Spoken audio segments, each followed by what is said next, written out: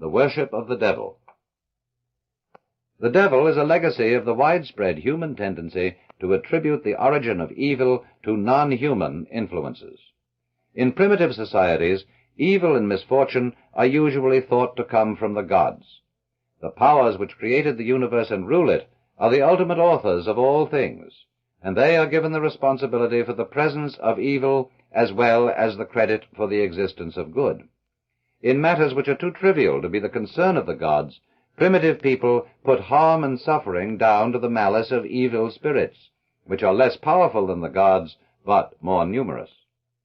The Jews in early times believed in various supernatural beings to whom evil could be ascribed. Jehovah was originally regarded by his followers as only one among many gods. The other gods belonged to the neighbors of the Jews and were regarded by Jehovah's prophets as evil powers hostile to Jehovah and his people. In the same way, the early Christians did not dismiss the pagan gods as fictions, but believed that they were real and were evil beings, demons. The early picture of Jehovah as one God among many was replaced by the belief that he was the only God, the sole creator of the universe and all things in it, as described in Genesis.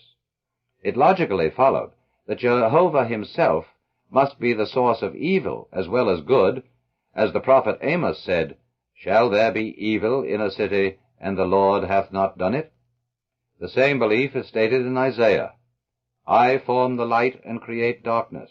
I make peace and create evil. I, the Lord, do all these things." And again in Ecclesiasticus, "Good things and bad, life and death, poverty and wealth come from the Lord." This conviction that the origin of evil is in God survived in the Kabbalah, in which the evil powers are an offshoot or overflow from the Sphirot, which are emanations from God.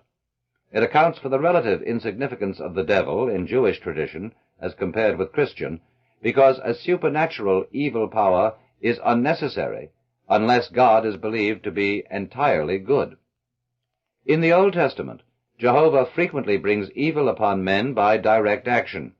Angry with the Jews on one occasion, Jehovah put the idea of taking a census into David's mind so that he could then punish this crime by sending a pestilence that killed 70,000 men. But on some occasions, Jehovah worked through subordinate spirits.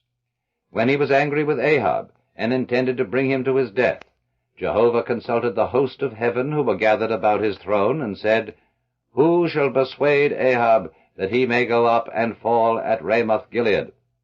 The host of heaven argued the point inconclusively until a spirit came to stand before Jehovah and said, "I will persuade him. I will go forth and be a lying spirit in the mouth of all his prophets." Jehovah agreed, and Ahab was duly killed.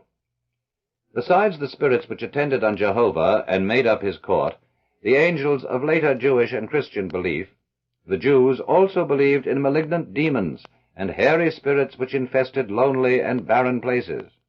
But in these early traditions, there is no sign of any belief in the devil, the great prince of evil who is the arch enemy of God. The figure of the devil loomed up later, and passages in the Old Testament which originally had nothing to do with him were taken as scriptural authority for his existence.